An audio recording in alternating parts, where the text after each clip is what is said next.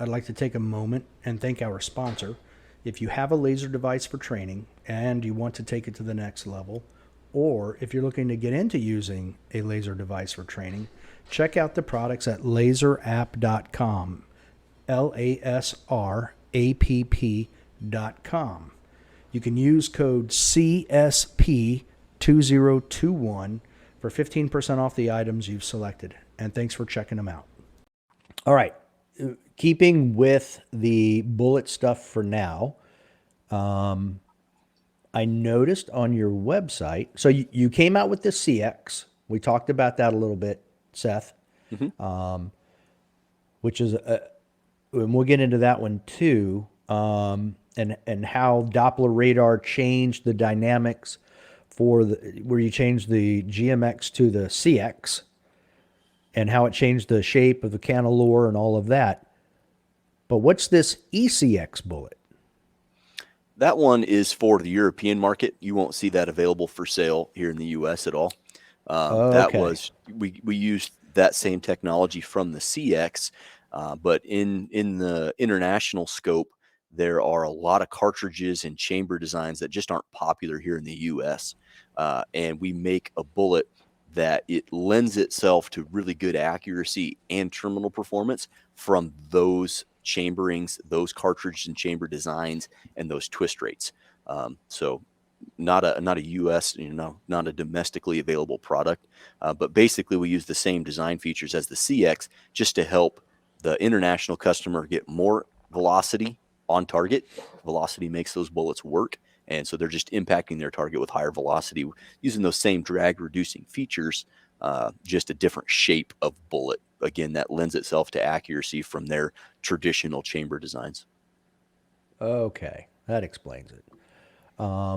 So, when we talked last month, you mentioned how you guys learned that the design of the cantilever increased the drag, and then you came up with a different design to reduce that drag to increase the aerodynamic efficiency of the bullet.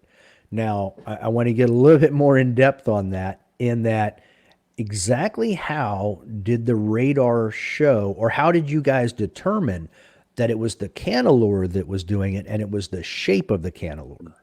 Well, I'll let Jayden take the reins on that one for the most part, just because obviously he's the guy. But this was probably the last project that we worked on together It was. when I was still in ballistics.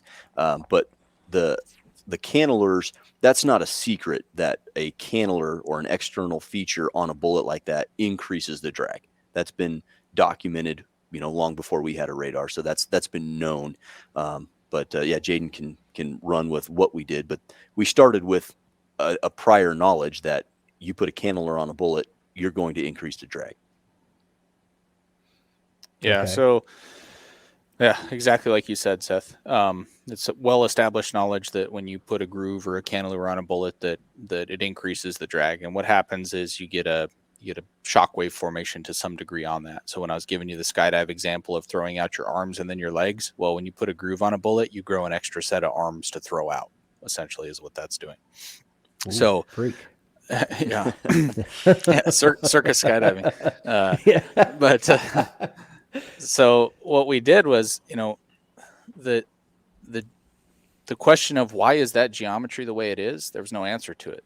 And so we said, well, let's do a bunch of messing around and see if maybe there's a way to improve it or not. It kind of was one of those things. Why do we do it this way? Because we've always done it that way. That was kind of maybe the summary of that specific old geometry. So we just started messing with things. I mean, most of what we do here that ends up being a successful product is because we just start messing around with stuff. We just have a question, or we're curious, or I want to see if I can make something do this or do that, because we're all shooters and hunters here. We're nothing, we're no like rocket scientists or anything like that. We're just end users that are fortunate enough to have access to the equipment where we can play with this stuff. I mean, that's as simple as it is, really.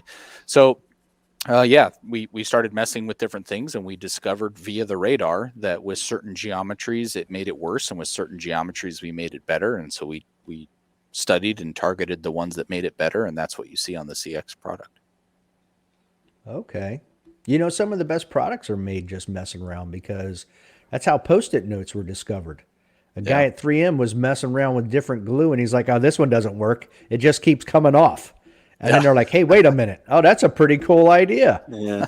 And now look, now everybody uses Post-it notes. Yeah, they keep me employed. If, Seth knows that. I was about to give a shameless plug. Shout out to 3M for the Post-it note. If it weren't for Post-it notes, Jayden would be likely out of a job. Yeah, I'd be in some cave somewhere in a mountain where I belong. Probably. Yeah, this is the guy that's got like the to-do book, the daily calendar. But instead of just like writing stuff in there, he'll write stuff in there and then stick Post-it notes in there. Yeah, you move them. It's great. Yeah. Oh, you should see, like at my job at work, my screen I think is a Post-it note. I completely and thoroughly understand. Yeah, I'm dyslexic, so I have to put things everywhere. I get it. Well, by the way, 3M not sponsor. Yeah, Yeah, unless they want to be. So I'm in. is the purpose of the candelor just for seating the bullet into the cartridge itself?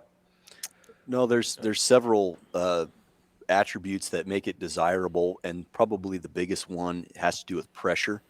On a regular lead core bullet, that lead can smush, for lack of a better term, and on a monolithic bullet, it's not compressible. So as it engraves in the rifling, it doesn't squeeze down.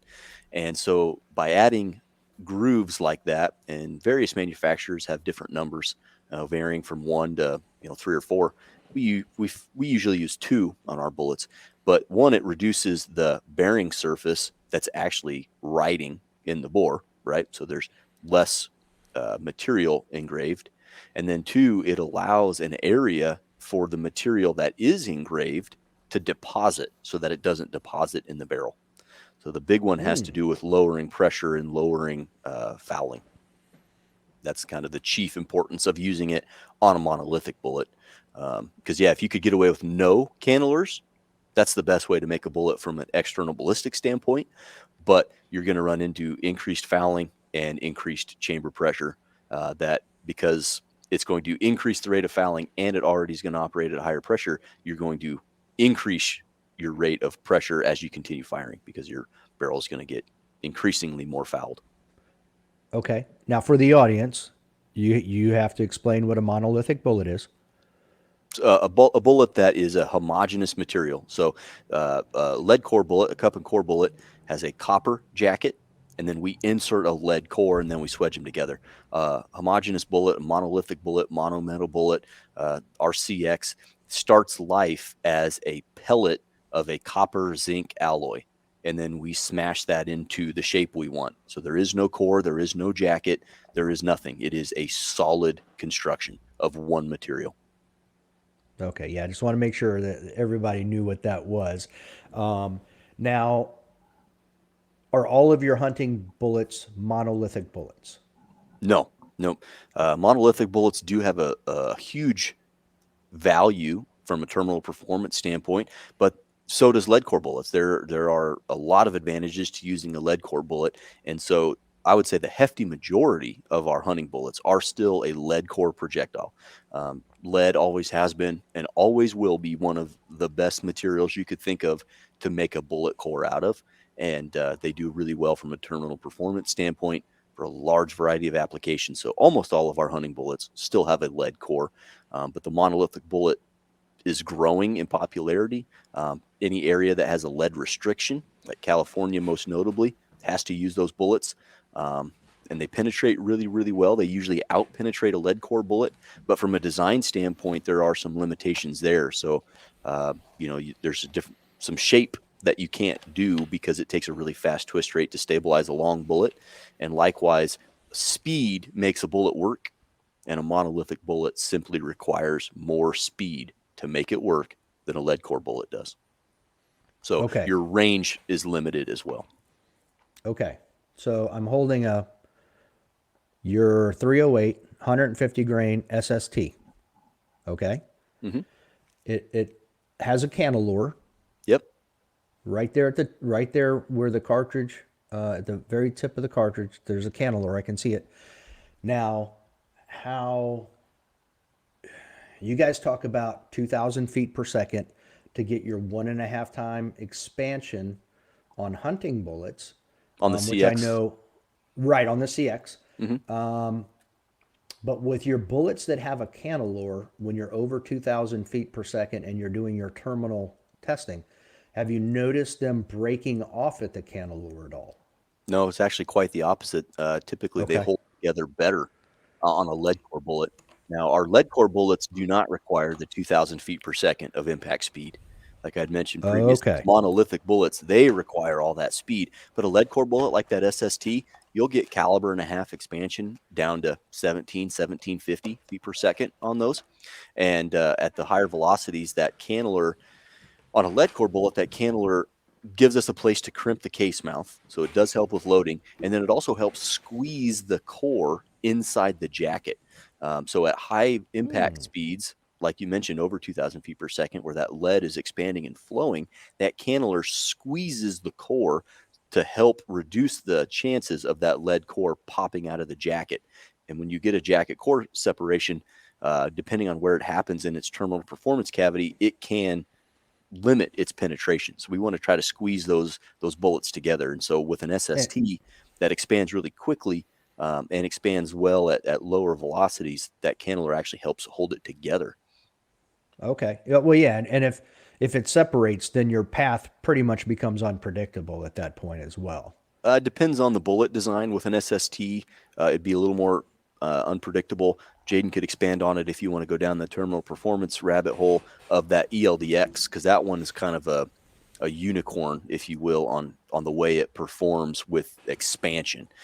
That's something that's never been done before, but and that doesn't have a cantilever, but it does Right. penetrate in a really linear fashion, regardless of what that lead's doing. Okay. Oh, interesting. And I bring it up because because of my past, I've done a lot of work in terminal ballistics, and I know that like the 5.56 rounds, totally different bullet now we're talking, but I know that there's a lot of data out there where those under 100 yards, because of the velocity being so high, that they have a tendency to snap at the cantilever, and then you get parts and pieces going everywhere. Sure, So I could see that's the that only at reason I asked. yeah. I mean, that's at you know 2,800, 2,900 feet per second at the muzzle on a Ex- really small bullet that does not have a lot of material. The jackets are thinner than a 30 cal. There's less lead in there to begin with, so I could see that Right. kind of compounding the problem. Yeah. So, well, let's talk about the ELDX then, real quick. Let's talk about how it's used for hunting and how you guys designed it. Yeah, I'm gonna Jayden to run with the terminal performance thing, but before he does that, I want to note, just in case he doesn't mention it, that the ELD tip, the heat shield tip uh, process, was really started life with the ELDX. A lot of people tend to think that we set out to make these super awesome match bullets, which we did make a great match bullet with the ELD match, but when him and Dave were working on this project, they were making the ELDX, and that was really what precipitated this whole thing. Yeah, they were really set out to make the ultimate hunting bullet, and he can take it from here because they did. They made the ultimate hunting bullet. So the hunting bullet birthed the match bullet. It did. Yeah. It's kind of a funny story that doesn't get told publicly a whole lot, but there's no secrets in it. You know, the advancements in long range shooting, you know, in the competitive and recreational circuits are obviously going to bleed over into hunting, right? And so the 2010 timeframe period, that's when we kind of saw that start to happen. You had people actually going out and taking longer distance shots on animals. And we felt that they didn't have the right tool for the job. They were using bullets that were designed to do something else for that application. You're not going to get the best results. You're using the wrong tool for the job that you're trying to do. So we set out to design a bullet that was purpose built for that application. Now, we don't define long range hunting. That's up to the individual on what they feel comfortable with from a skill set and an ethics perspective. That's their question to answer.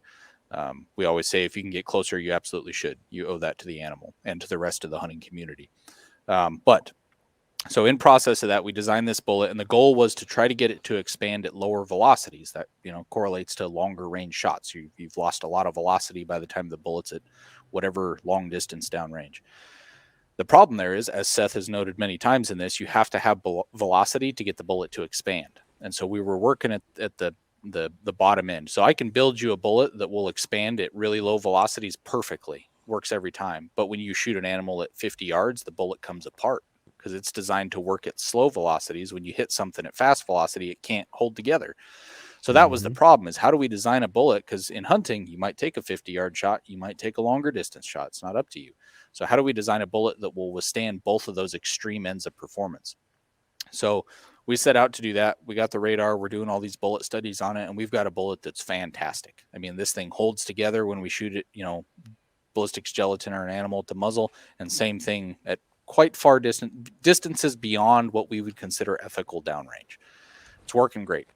So we go to get the drag measurements to supply marketing so that they can get all the stuff published for the launch of the product. And we start doing the drag measurements with the radar, and these drag numbers are way off where we estimated them to be. Like, estimation is going to have some error in it, but this was way, way off.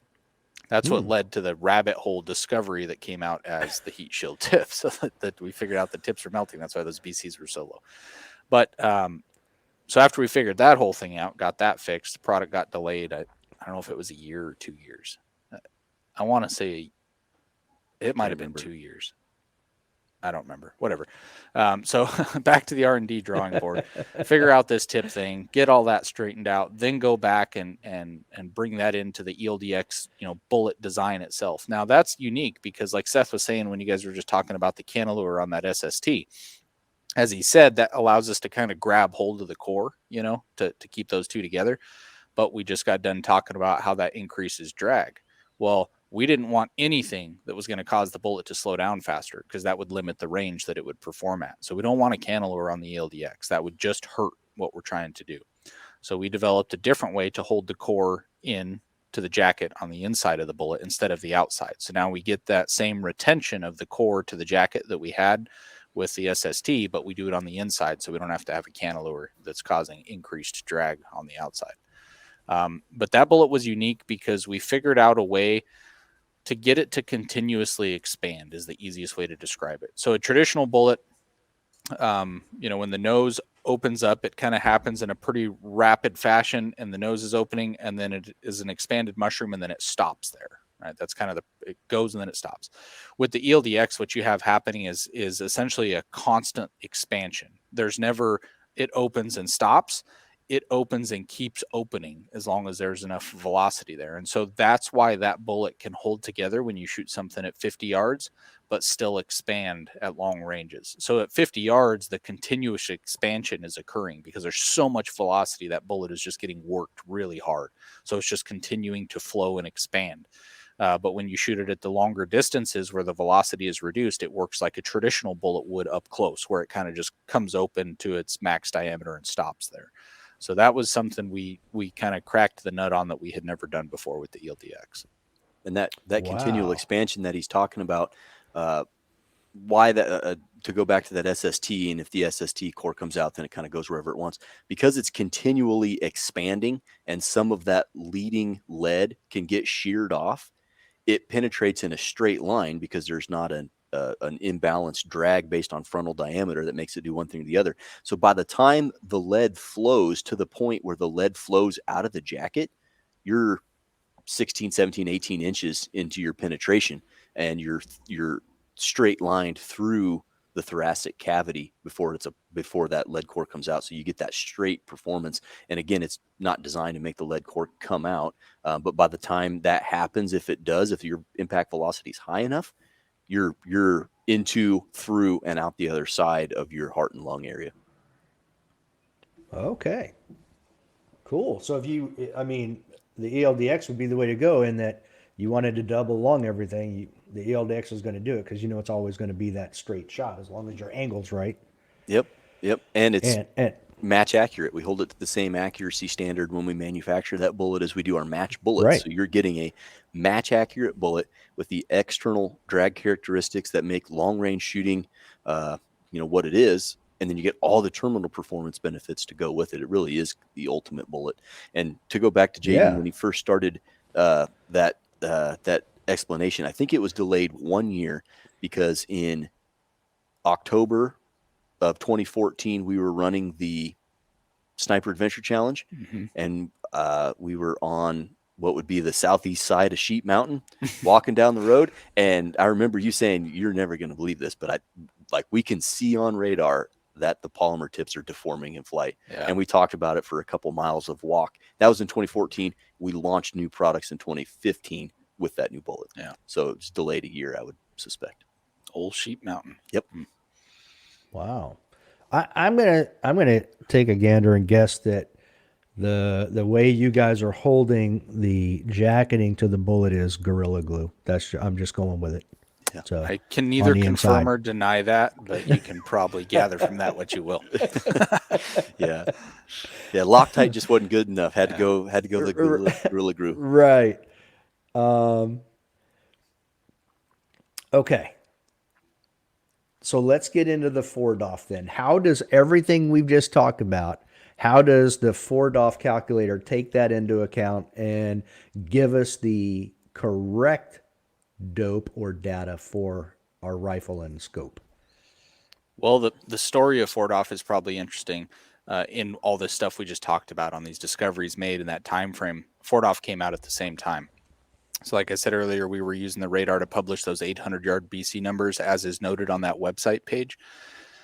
But what we also were suffering from was the limitations of BC that we've all had, and some people continue to have that are using it today, and the limitations of, hey, when I'm using a BC, I'm hitting right where I want to. Point of aim is point of impact at 4, 5, 6, 700, but now I'm off at 8, I'm off at 9, I'm really off at 1,000, but then I'm back on again at 11 and 12, and then I'm back off again. You know, that whole story of being on and off and on and off. Mm-hmm. So what we said was, well, we have the ability now with the radar to get the right data to do this the right way. So we went down to the bosses to I think Steve was gone again. We like to ask for expensive toys when Steve is gone, and we go to Jason and say, hey, can we have this? But we went down to Jason. We said, hey, we can do this better. And I mean, that's the premise of this company. You know, we're an innovative company. Let's do things better. So we said, hey, now with the radar, we have the ability to get the data we need to build a better ballistics calculator, because at the end of the day, no matter how much effort or investment or money we put into making a bullet as great as it can be, take the ATIP. That thing has so much invested in it. No matter how good that bullet is, if you miss your target, it doesn't matter. So even though we did all that work and all that stuff, if your trajectory prediction is wrong and that's what makes you miss the target, it doesn't matter if that bullet's a rocket or not. You still missed. A miss is a miss. So that was kind of the justification was, hey, all these people are using our products with a faulty prediction method that doesn't allow them to use them as successfully as they could. Let's give them a tool that will allow them to use our products more successfully. And that's what the process of Fordoff was in the beginning. So we understood the limitations of BC. We had suffered from it for years, just like everybody had and still does in some cases. And so we set out to fix that. So what we did with Fordoff was, we're getting the video recording of the drag or the gas mileage from the radar, right? But that's not everything. That's a big part of why a bullet goes where it goes at long distances, but it's not the whole story, because bullets are dynamic things. They move around, they pitch, they yaw, they roll, they do all these, dynamic behaviors. And that also plays into why they go where they go. So what we did was, in a 3 degrees of freedom program, 3DOF, that would be your BC program. So your 3 degrees of freedom are range, that's one of them, right? Up and down, elevation, left and right, windage. So that would be a 3 degree of freedom program. Well, you can't account for projectile dynamics, all that pitching and yawing and rolling and all those motions that are occurring to the bullet in flight. You can't predict all that without the bullet, right? Because that's what's doing it. And so the important aspect of all those dynamic behaviors is the angle that the bullet is at in relation to the direction it's traveling to. So how much is it skidding sideways or nosing up? It's not flying straight. So the degree to that is referred to as angle of attack. If that image is available to your listeners, that fourth degree of freedom is angle of attack. So it has the first three: elevation, range, and windage, your primary three. But the fourth one is the angle that the bullet is at in relation to the direction it's traveling on. And that angle really dictates all of the bullet's dynamic responses. So if a bullet has 3 degrees angle of attack, it's flying sideways by 3 degrees, that amount is going to cause a certain response by the bullet versus if it's flying at 1 degree or 5 degrees. Those are all different. And all of those responses by the bullet are going to affect where it goes. And so what the FORDOF does is takes into account the radar recording of the fuel mileage of the bullet, and also all of its dynamic responses, which are based on the bullet's shape and based on the mass characteristics within it. So when you use the FORDOF program, you pick a bullet from a library. When you use a BC program, you could still pick a bullet from a library. Some of them are out there, but you can just put in a BC number, right? So the only thing that BC program knows about your bullet is that number you tell it. And you might tell it a weight and a diameter and a bullet length, maybe. That's about as advanced as a BC program goes, those 4 inputs. When you pick a bullet out of the FORDOF library, it loads a table of over 400 values that are unique to that specific bullet. And those values are the radar drag, the fuel mileage rating of the bullet across every condition it could possibly fly in, every speed.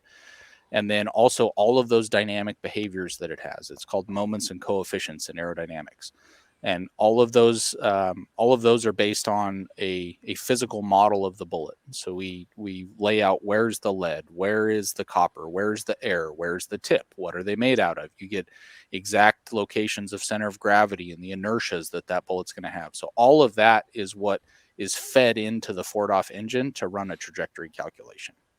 So I mentioned earlier, it's not just the radar drag that is FORDOF. It's that and a whole bunch more. So to give you an idea of the complexity difference, BC is going to take 1 to 4 numbers that it knows about your bullet that you told it, versus FORDOF. When you pick a bullet, you're actually picking a physical model of a projectile that has 400 values that define why that thing does what it does in flight. That's impressive. I'm telling you, I'm looking at the calculator right now as we're talking and playing with it, and I'm telling you it's so awesome. It's amazing. Well, thank you. Yeah, it's really one of the first calculators out there that's easy to use, that has actual aerodynamic jump values. That's one thing that there's several things that separate the FORDOF calculator from the rest of them. Obviously, the use of drag coefficient and all those moment and coefficient tables and inertias, but the fact that your elevation changes based on wind direction and speed, and this is not a value that we went out and kind of tested in some environments and got a generalized answer and put it in there. This is actual real values that tell you what aerodynamic jump is doing, and that's, to my knowledge, one of maybe only a couple calculators out there. I think Lapua had one that failed miserably, only in that I think it was really difficult to use. I'm not sure. And there was only Lapua bullets supported in it. But that aerodynamic jump is calculated in there too. So if you're playing with it now, Chris, and you get a solution and you spin that wind wheel around, and you tell you that you're changing, don't change the speed, just change the direction, your elevation will change as well. So there's maybe a little bit more detail we can go in there. Some of your listeners that are a little more advanced, they know about aerodynamic jump. That wind will cause me to hit high or low on target, not only left or right. Also things like spin drift, right? The further I shoot down range, the more my bullet's going to drift to the right if I'm using a right twist barrel. Those phenomena, you can't calculate those things without the bullet. So if you're using a program, a BC program that's giving you an aerodynamic jump or a spin drift output, that's because they're doing something behind the scenes to just generate some output. You can't calculate how much a bullet's going to drift due to spin drift with the equations of motion that define physics without having the actual bullet in there to calculate it. So what happens is a lot of the calculators available out there that give you an output for spin drift or give you an output for aerodynamic jump, it's just based on empirical testing data where they've gone out in different conditions and shot and said, okay, well, aerodynamic jump is worth 1/10 of a mil for 10 mile an hour crosswind. And so they put that in the calculator. The problem is that's not the case. Aerodynamic jump and spindrift are unique to each bullet, although they don't change wildly as much as, like, say, drag does. They do change based on the bullet. They change based on the environment. All of those things, those little details, we're at the point now in the performance of long-range shooting, our equipment, our barrels, our bullets, our scopes, all that stuff is so good now that we can start to expose those little problems in the fake calculations that have occurred historically. And so that's another reason why Fordoff is setting itself apart, is that it's doing things correctly. All of those numbers you see for your elevation and windage on your app right now are based on the equations of motion being calculated, how physics works, right? These are the defining formulas of physics for quite some time now. That's what it's using. It's not using some empirical formula that was generated to figure out how much spindrift is or aerodynamic jump is, because you can't do it the right way because you don't have a bullet in it. It's like actual science, not cloth mask science. I get it. Yes. Yeah, it's not anecdotal. Yeah, I think that's the big one. It's not anecdotal It's testing. theoretical. Yep. Yeah, it's actual calculations.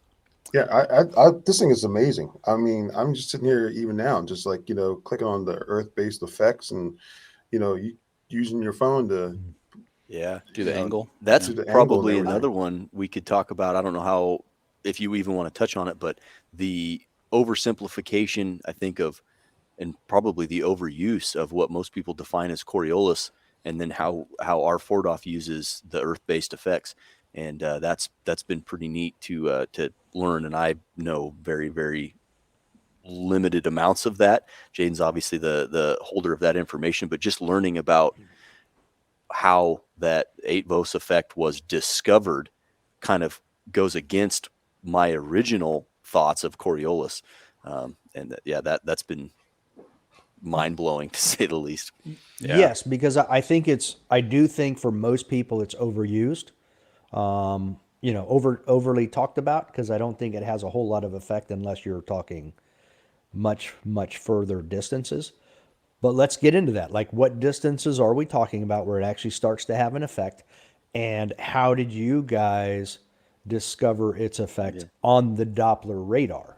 Before Jayden goes off on this, I just want to hit with, because before he preaches truth, I just want to get out what my 2012 understanding of what Coriolis was. Okay. And because it was, that's what I had read about. And so I just assumed that's the way it was. And in 2012, 2013, my understanding of Coriolis was the bullet is detached from the Earth's surface and the Earth is spinning underneath it.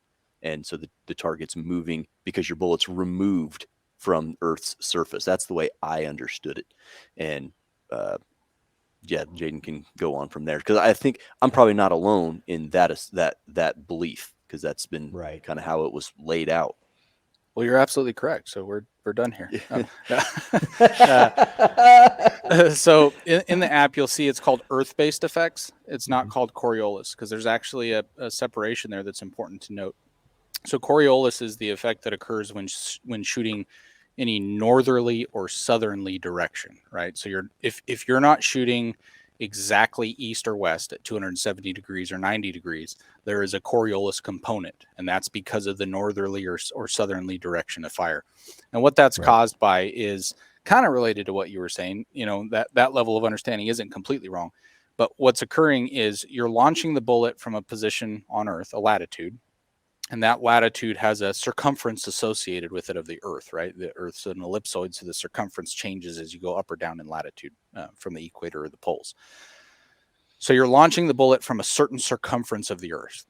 That's your latitude. Well, if you're shooting north or south, that means that your target is either further north of you or further south of you at a different circumference of the Earth.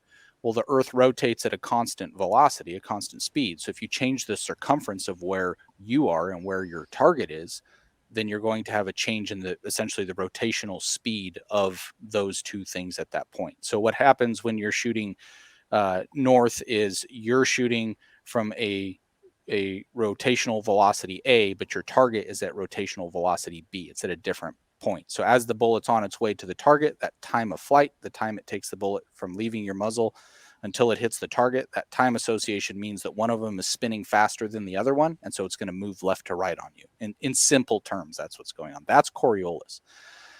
The other half of that is the Eötvös effect. The Eötvös effect is when firing in an east or westward direction, and that can be anything from, not directly north or south. It's not only when just east-west, it's any easterly or westerly component of your azimuth. And what that is Eötvös, like you're saying, the history on that's pretty cool, and go Google it and read up on it. It's really interesting. Essentially, I don't remember the time frame. I want to say 1800s. They would sail ships between wherever. I don't even remember where it was, but they would sail ships on the open sea, some of them traveling westward, some of them traveling eastward, and they would weigh the cargo, and they would get different weights of the cargo depending on the direction of travel. And essentially what's happening is you're either, if you're moving in alignment with the direction of rotation of the Earth, the effect of gravity there is lightened slightly because you have an alignment with it's the same thing when a spaceship launches. The reason they launch and the angle that they launch it at is specific to use Earth's rotational velocity to help it get out into orbit most efficiently. And in super basic terms, that's kind of what's happening when firing east or west is that Eötvös effect. It's EOTVOS with some asterisks or something. I don't remember. Like what Motley Umlauts, Crue? I think. Yeah, Motley Umlauts, Crue, two dots. Yeah.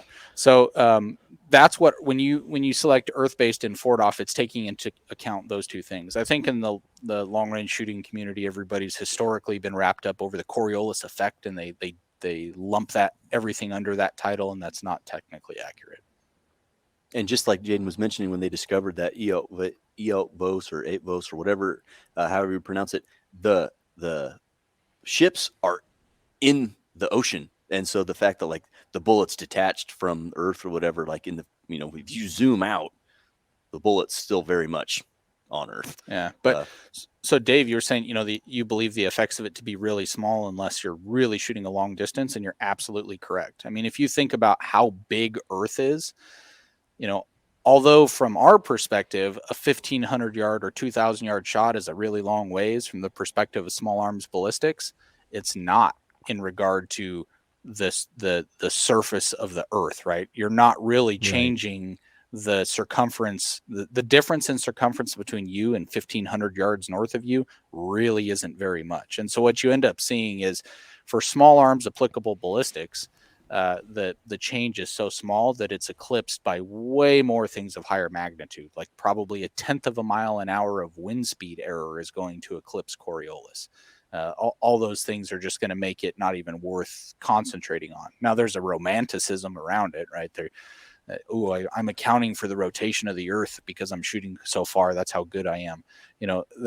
That exists for certain. Where it does play in and has a measurable effect is in artillery. But if you think about it, artillery is the same thing we're doing with small arms stuff.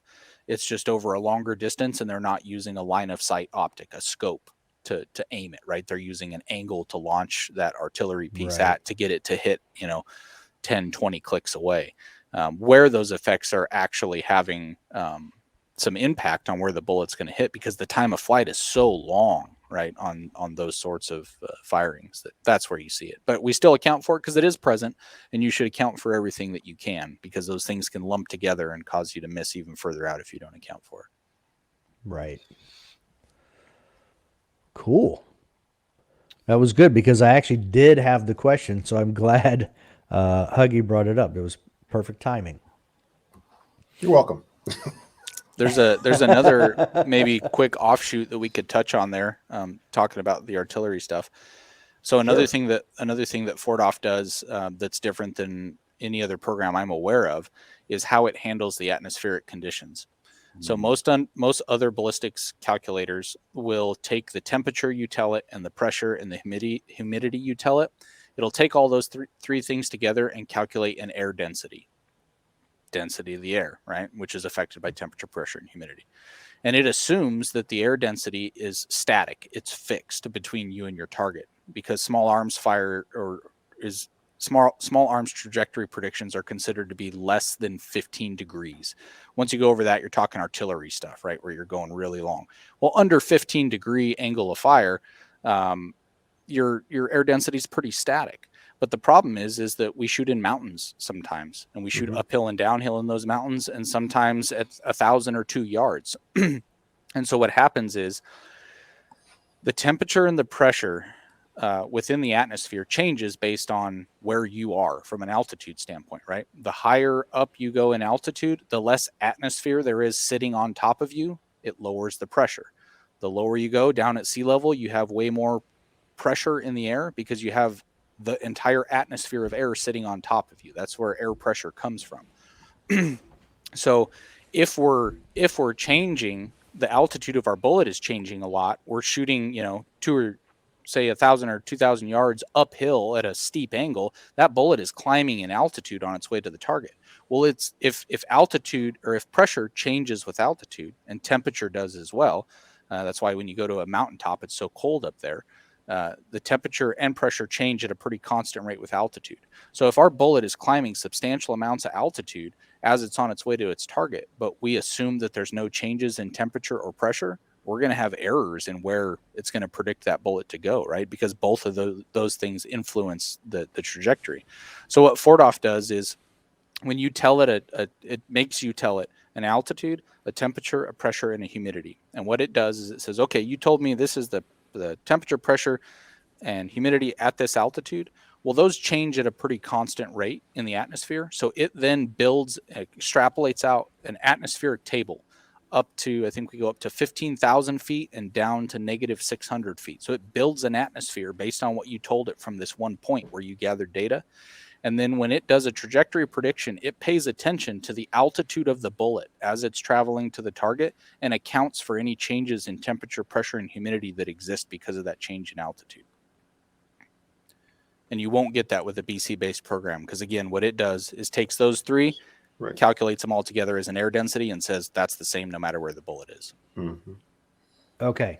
So somebody hacked into my computer and gave you all my questions because you guys are walking me right through my questions. Oh, good deal. This Good. is perfect. Well, Go ahead, Huggy. while we're there, while we're talking about the whole altitude, temperature, humidity, pressure. Oh yeah, we're not off that yet. Don't worry. Yeah, But go ahead. I see right above it, you have a parameter, so Yep. that it looks like there you can actually Bluetooth this with the device, so that it will actually incorporate that information in here for you. That's correct. Yeah, it'll work with the weather flow meter, which is more of a maybe lower cost option for people, and then also the Kestrel, which is kind of world renowned for ruggedness and dependability and stuff like that, but is at a higher price point. So it will work with both of those. Nice, Okay. awesome. So we're going to go back to angle shooting because Seth and I touched on this a little bit before. Back when I was teaching shooting, we used cosine for angle shooting. You know, we had our normal ballistic stuff. This is what and then we used a cosine. And basically what it ended up being is we were just determining the ground distance from directly below where we were to straight line sight to the target. And that's what we were setting our dope at. How far off were we doing that? Depends on the round you're shooting, the environment, and how far the target is. All right, let's just 600 yards, 175 grain boat tail hollow point out of a 308. Rough average, how far would we have been off? Say Got a lot of those rounds. 1,000 feet. 118. What's the angle of the shot? Well, that's a good question. We'll say 60-degree angle, and it's 1,000 feet difference, 600-yard flat distance. So I'm not doing that quick triangular math though. I'm gonna throw a range out because I don't have the exact number. Okay. You're probably gonna be off between a mil or two. Okay. Maybe as little as a half a mil, but I kind of doubt it because that 308's a pumpkin chunker compared to the modern day stuff. And a mil is 3.6 minutes, so that's significant. Mm-hmm. Yeah, that would be, so at 600 yards, that would be 21 inches about. 21.6, but we're not counting. Yep. Yeah. Rounding error. So, yeah. But dive in a little deeper into why that Coriolis is or the rifleman's rule for angled shooting is good, but not. It's like using BC versus drag coefficient. It's definitely better than nothing. So you asked, were you guys wrong? Well, yes and no, right? You would have been completely wrong to not account for it at all because you knew it was there and you knew it would cause you to miss. So you were at least doing something positive to try to compensate for it. Now, the tool you were using to do it wasn't right. That's not how it works. So you're correct in your description of how cosine works. It essentially finds the flat fire distance to use for either your dope or you apply it to your come up. The problem with that is anytime you shoot at an angle, you're changing the relationship of the flight path of the bullet to gravity. So most of the time when we shoot with no angle fire at all, we're just shooting on a flat range, gravity is working perpendicular to the bullet's flight path. But when we start shooting at an uphill angle, now gravity is working more in alignment with the flight path, and same thing with the downhill angle. And so the more the angle is, the less bullet drop there's going to be because there's a change of shape of the parabola. So a trajectory is typically described as a parabola, right? It's kind of straight in the beginning with an ever increasing arc as you go on in time. What happens is the shape of that parabola changes based on the alignment with gravity. So what you're doing with the cosine calculation is taking that flat fire parabola and trying to use that as the baseline. The problem is the change of shape of that parabola will change on you. So you're using the wrong shaped parabola to make your corrections for that angled shot. So the way it actually works is when you shoot at an up or a downhill angle, that alignment with gravity changes the shape of the trajectory curve. So there's no basic mathematic way to account for it. Now, does the cosine method get you part the way there? Yes, absolutely. So using cosine, let's say you didn't account for it at all and you were off by the mil that I talked about at 600, the 21.6 inches. Well, you use your cosine method and now you end up by missing by 6 inches. Well, that's not optimum, but it's better than 21.6 inches. So that old rifleman's rule method works in a pinch, but we now have the technology to calculate it the correct way. And now we don't have to miss by 6 inches anymore in that example. It's kind of like using BC versus drag coefficient in a Ford-off calculator. Right. Okay. So basically you guys have made all other calculators obsolete. Thanks. No charge. It's free. Download it. Yeah. Well, that's another point. That's another maybe tangent to hit on before going back to that. The point that it's free. So when we I said that we originally designed it to give our users of our products a tool that allows them to use our products better, make them perform better, right? We also thought a lot about, do we include competitor bullets in there or not? And we said, yes, absolutely we should, because people shoot other bullets too. And that's okay. Other people make good bullets too. But maybe that guy that's diehard Sierra or diehard Burger or whatever he is, maybe he'll use our app because that bullet's in there. And then maybe one day he'll say, hey, how's this compare to that ELD match or that A-tip or that ELDX? And he'll say, oh, wow, maybe I'll go try some of those. So that was the point of making it free. The ability to have accurate trajectory predictions shouldn't be limited by a price barrier of entry. This technology has been around and is available in so many places. You shouldn't have to pay for that. And it allows people to use our products better. We're a bullet and ammunition company primarily. So that's the purpose of it being free. But there's probably some people out there that have said, oh, well, if it isn't cost something, it isn't worth anything. Well, that's certainly not the case with this program. Well, go ahead. I'm sorry. Well, and just let me finish this real quick, Chris. And that was the other thing I was going to was the other part of that question was, do you guys have other bullet manufacturers' bullets in there other than Hornady? Mm-hmm. Okay, yep. And you do. Because I haven't gotten that far. I've only looked at what I have, which is Hornady. Because when you open up that bullet library and you start scrolling through, Hornady's on top, right? We're going to put our stuff up top, but you keep scrolling and you're going to hit Sierra, Burger, Lapua, Warner Tool, Vapor Trail, Nosler, Vapor Trail. Yeah, there's a bunch, and that library is continually growing. Yeah, the only bullets you won't find in there are not necessarily brand specific, but just like we were talking about the AMAX and the deforming tips and the SSTs and that stuff. If a projectile from any manufacturer has a polymer tip that does deform in flight because they're not using something like we do in our heat shield tip, we can't include those because it doesn't deform the same way every time. So your solutions are not going to be as accurate. So you won't find anything like that in there. So the other part of that is, are you guys then testing all these bullets too with your Doppler radar before you right. put them in? Yeah. Oh, wow. Buy them off Midway Okay. USA and shoot them. Wow. That is so awesome. I want that job. It's a lot of fun with an equal amount of responsibility. Oh, I Yeah. agree. Yeah. But if you want somebody to shoot every day and make sure the calculations are put in correctly, We're always looking for good people, Huggy. all right, I'll come up there. And I just want to say, Well, let's so get him out and smart. see how well he shoots first. Yeah. Hey, I just got to shoot. Just remember, you got to feed him too. Oh, you didn't say that in the beginning. But I just want to say, That's a budgetary constraint right there. hey, I look. We'll negotiate that aspect. All right. But I want to say that is so smart of Hornady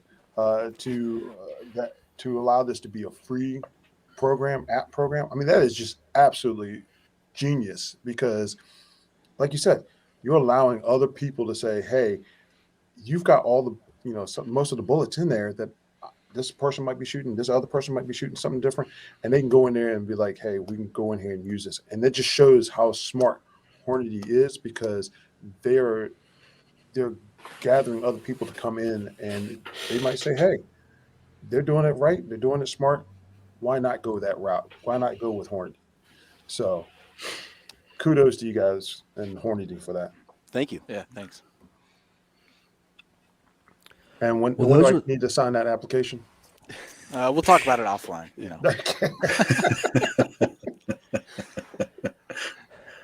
Well, those were the questions that I had for you guys. Leo, Chris, you guys have anything further? I do, but I feel like Huggy's really enthusiastic. So, and I know he sent a message about something very specific that we were both. So I'll let him go first. Okay. Well, Seth, you for had it. mentioned earlier about the mammoth competition. Yeah. And I wanted you to kind of expand about what that is. Oh, sure. So Mammoth Sniper Challenge or Sniper, whatever it is. It's a match right now. It's held in Fort Gordon, Georgia. It's been in other places up in Kentucky. But basically there's 3 days worth of competition. It starts Friday morning at 6 a.m. and it goes till Sunday at about 3 o'clock in the afternoon. And there's varying, there's 3 different levels. So top level would be mechanized. You show up, you drive from stage to stage to stage, and you shoot a match basically. And then the next stage, I forget what they call that, but it's kind of the middle ground where you show up, you hike between stages with all the gear that you need for the day, and you shoot the stages. And then at the end of the day, you go to a hotel and take a shower and probably have a beer and a nap and go back out there the next day. And then the third one and the kind of the premier one, which is this year, I didn't run it this year for 2021, but or 2022 rather, is the first year they only had this category, and that is you show up Friday morning at 6 a.m. with every single thing, excluding water, that you will need for 3 days: ammunition, firearms, food, shelter, sleeping bag, clothing, any of the Gucci gear you want to take for comfortability or morale. And you show up 6 a.m. on a Friday and you shoot your day of stages and you hike between stages, and then you set up a camp and you sleep that night, and you do the same thing the next day and the third day. And kind of the catch 22 from a shooting competition standpoint, there's some gaminess to it, where they make you think, and there's a certain strategy to gain more points if you do it this way or the other, and you kind of read between the rules. And everyone has to have a sidearm. It's a 2-man team. You have a sidearm, usually 9mm minimum, and then one person can run any cartridge they want in their precision rifle, and the other cartridge, the secondary shooter, has to shoot a 223 or 308. And the kind of the limiting factor is the shooting competition's not particularly that challenging, but they time you between stages, and that is an equalizer, because day one, stages 1 through, let's say you shoot 5 stages a day, and each stage is between 1/2 and 3 or 4 miles apart. and they give you about 15 minutes and 30 seconds per mile to get from one stage to the other. So on day one, it's not that bad. You have to hustle. Generally, if you jog downhill and then walk uphill, you'll be fine. Using a smartwatch, something that keeps your pace is really handy. Well, if you don't take enough calories, or if you get behind on your water consumption, day 2 and day 3, that challenge becomes increasingly more challenging because you get sore, you get tired, and when I started, the one year I ran it in 2021, my pack, I think, weighed 54 pounds when I started. So it's not like you don't have weight on your back, and it's not a ton, but by day 2, you're eating food just so you don't have to carry it. You're shooting ammo just so you don't have to carry it. And it really is a mind body type competition, and you have to be in relative good shape to play. The year that I ran it, it was getting into the low 20s at night.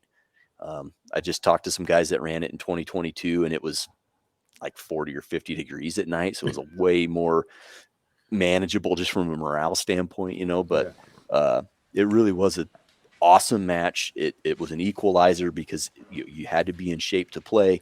You had to be a good shooter. You had to have good teamwork. You had to take care of your body, because 3 days of moving, 10 miles a day or whatever with weight on your back, can take a toll on ankles and knees and hips and stuff like that. So that was the Mammoth Sniper Challenge, an awesome match. If anybody's thinking about doing it, go ahead. It's awesome. And then Vortex Optics now is doing a series of matches, the Vortex Sniper Challenge, where instead of just one per year like Mammoth, there's going to be 4 matches plus a finale. So those are going on right now, and very similar, if not the same outline. Wow. Hug, you don't act like we're going to go do that. Oh, I was just going to say, why don't you and I try it? Well, the Vortex Optics I one, can't even jog a 15-minute mile. the Vortex Optics one, they have that same class where if you want to drive to every single stage, you can. There's that class. If you want to sleep in a hotel and eat breakfast and hike between stages, but get to go, to a nice warm hotel every night, they got that. And then they have the Tough Man where everything's on your back. Oh, Leo and I do the Tough Man. Get it? Yeah, I'm It's okay. awesome. Listen, I'm okay being a diva in a situation like that. That's fine. Sounds like he's ready, Huggy. Yep. Sign him up. Yeah.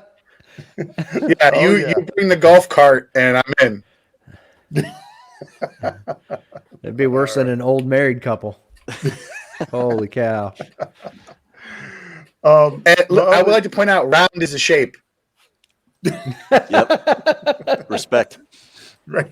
Yeah. My other question is, I know I like this competition. I watched it numerous times. I haven't competed in it myself, but I just enjoy watching it. It is called the King of the 2 Mile. Oh, yeah. So do you see now with using this new Doppler radar system and improving the ballistics, do you see this actually helping improving long distance shots of like that caliber? Yeah, I think Jayden could expand on this quite a bit. Obviously, it's going to help. I think at ranges, I think the King of 2 Mile is generally won inside of 2,000 yards. Mm-hmm. You win inside of 2,000 yards, you win the competition, because at distances past that, there's too much luck involved. A 1/10 of a mile an hour wind, an extreme spread of your muzzle velocity becomes way more important. And so will it help? Absolutely. But at those long distances, when you get to 2 miles, there's impossible to get a whole lot better than the extreme spread of your ammunition. You're kind of a victim to whatever that extreme spread of your muzzle velocity is. But Jayden could expand on that a lot further. Yeah, I mean, Fort Off will definitely give you an advantage there, where every single thing matters. That's the summary of what Seth was just saying. Every little detail matters. The problem becomes that at those distances, when you go past 2,000 and definitely beyond 2,500, I mean, stuff out to 2,500 is pretty manageable. But once you go beyond that, the sensitivity to every little variable gets massive. So take any ballistics calculator you want, run the range out to 2,500 yards, set your muzzle velocity to whatever it is, and then go change it by 1 foot per second. and watch how much that changes your impact on target. It's a lot. And so when you go beyond those 2,500-yard distances, especially in these competition style deals, you're playing a bit of the lottery, because generally you're shooting a 3 or maybe 5 shots, maybe even 10 at some of the regional competitions at those distances. Well, those sample sizes are so small that if you hit all 3 times, let's say you're shooting 3 rounds, you hit all 3 times, you could repeat that same process 10 times. You come back up to the line and shoot 3 rounds, come back up to the line, shoot your 3 rounds. You do that 10 times, you're not going to hit the same amount of targets every single time you do it. So the point is that you're playing a bit of the lottery. Yeah. And so it becomes difficult to make claims of my skill set is better or my performance is better or whatever it may be, because the sample size of those competitions isn't large enough to gather all of the variables that exist there. So is it fun? Yeah, absolutely. It's, those type of things, pushing those boundaries are great. We should do that, to advance the industry, but it is important to understand what's really going on there. And like Seth said, that match is won, inside of 2000. Right. And so 4-off is a huge advantage there because you have all those things working in your favor. Yeah. Thank you. Leo, floor is good, yours. Huggy? Yeah, all good. Okay. So two questions total for both of you. So there's a lot of physics involved. There's a lot of trig, and there's a lot of fluid dynamics, pressures. So basically, you have to be a physicist, a meteorologist, a math nerd, and also a man with a really strong beard. Like, how do you get into this industry and get to the point where you guys are at, where you're at the leading edge of the industry? Passion. And also your beard game. Passion and passion. Yep. Passionately growing a beard. No, it's all passion. One of those original questions at the start of this thing, I've had a passion for ballistics since I was a kid growing up on the farm trying to outshoot my cousins. And that passion that started way back then is the passion that I come to work with every day now. Even though I have answers to 1,000 of the questions that I had all those years ago, I have 1,000 more questions that I'm working on right now. And so I think you can have the most robust, educational background to support it. You could have, double doctorates in physics and aerodynamics and thermodynamics and all those things that you just listed off, Leo. But if you don't have the passion, none of that means anything. And I think at the root, we're shooters. We compete together. We hunt together.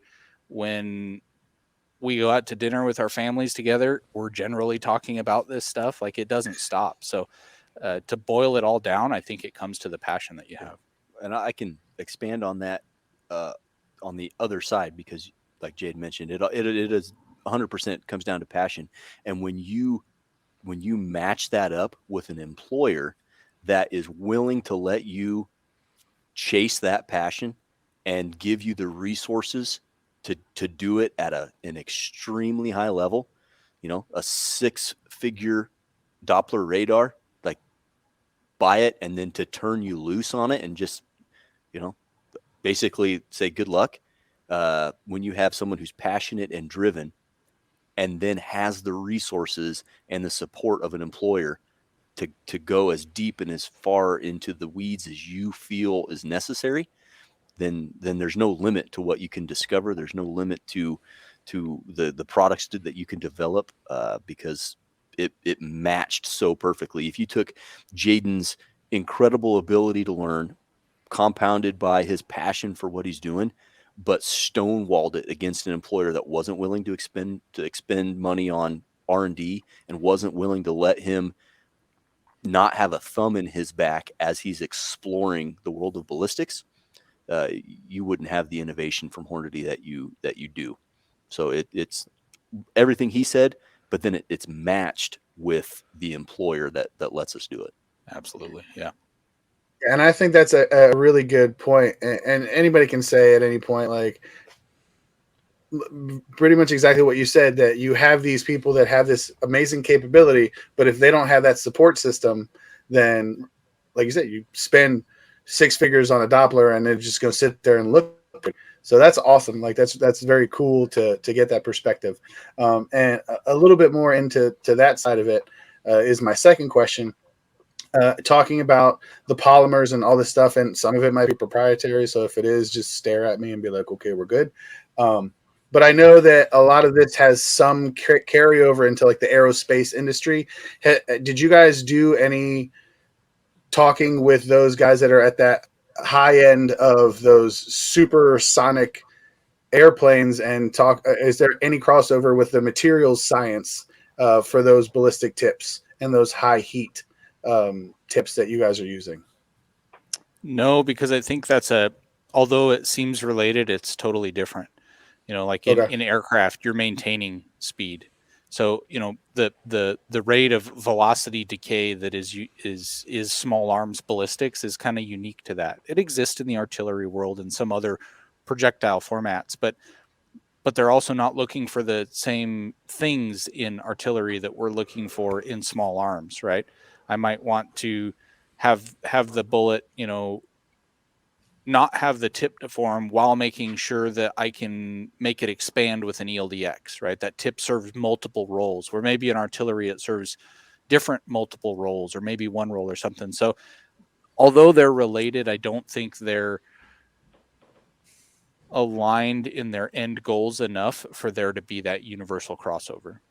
Right. So it's not the apples to apples. Correct. Okay. And my final question is somewhat related to this. So I can't use the Ford-off to fire off artillery. You could, if you could supply us with the artillery piece and the munitions to build a bullet file. Yeah, you could. We'll talk offline. Okay. Dave, don't worry about it. It's later conversation. I'm moving to Nebraska. That's all I know. Not many people are. I'm going first. You got 3 people that are like, yeah, we're on the way. Yeah. It's a great company to work for, though. I mean, they're awesome. I will have to also say that I reload with a Hornady press. Actually, I have the lock and load ammo plant system. Great system. So I've in the past I've had some issues, and I'm gonna tell you right now, I've called customer service. It's been awesome.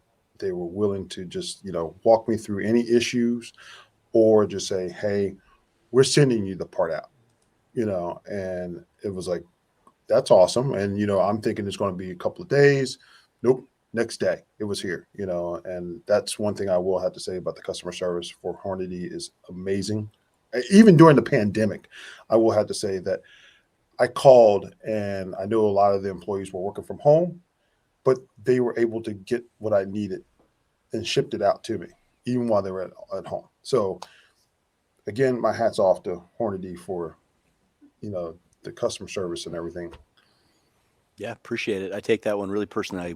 That's where I started in the company, was in the technical services area. And that's something that we pride ourselves on, is having a team that knows all of our reloading tools, knows all of our bullets, knows all of our ammo, knows every different shooting discipline you can imagine. So yeah, if you've got a problem with a press, if you've got a question about a loading technique, you want some specifics on a bullet, you want to talk about a reloading procedure as it relates to F-class or bench rest or whatever, like there are a dozen dudes upstairs on the phone, and all of them hunt, all of them shoot, all of them reload. Most of them shoot competitively in some fashion, and we're available 8 to 5, Monday through Friday. Awesome. That's all I have. Okay. Well, guys, that's all we have. Is there anything left you guys want to mention, or anything you feel we need to clarify? I kind of have a universal, thank you to all those people that buy and use our products. That puts food on our family's table, and that's not something to be overlooked. So we sure appreciate it. Yeah, I think to kind of tie into that, one thing that on the marketing side I've gotten a lot here, I've only been doing marketing now for a year, is there seems to be a misconception that Hornady is this huge company and we're all marketing hype and we've got this huge expansive amount of employees. And the reality is we're a small company. We're family owned. We're in the middle of nowhere. It is very tight. All departments here run very lean from an employee standpoint. And we're just a small family owned company that is passionate about what we do. And we're obviously family owned. Every single person in that family is a hunter and shooter. And that obviously spills over to the employee side. So like he mentioned, yeah, thank you for all the Hornady customers, because it does put food on our table and it continues to let us do what we enjoy doing most. And I wanted to maybe end with that or clear that up, that we're a small family owned company trying to do big things, and we appreciate everybody's support. All right. Well, thank you for coming on and keep up the good work. That's the plan. Thanks. Until next time. Don't be a little bitch. Yeah.